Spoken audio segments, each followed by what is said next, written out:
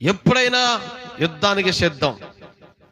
ఆ దేశం యొక్క ఆయుధం కన్నా మన దేశం యొక్క ఆయుధం పదునుగాను చెప్పాలి, చాలా పెద్దగాను, చాలా స్పీడ్గాను, వాళ్ళకంటే అధునాతనమైనటువంటి విధానంలో మన్నే ఉండాల.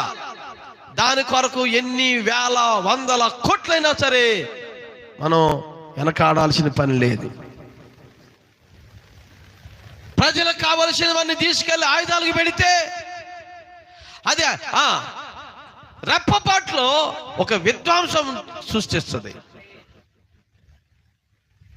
నాశనానికి కారణమవుతుంది. దేవుని స్తోత్రం. అవునా? రష్యా ఉక్రెయిన్ యుద్ధాలు చూడండి, లేకపోతే ఇజ్రాయేలు గాజా యుద్ధాలు చూడండి, హమాస్ యుద్ధాలు, లేకపోతే పాకిస్తాన్ ఇండియా యుద్ధాలు చూడండి, బర్మా చైనా యుద్ధాలు చూడండి,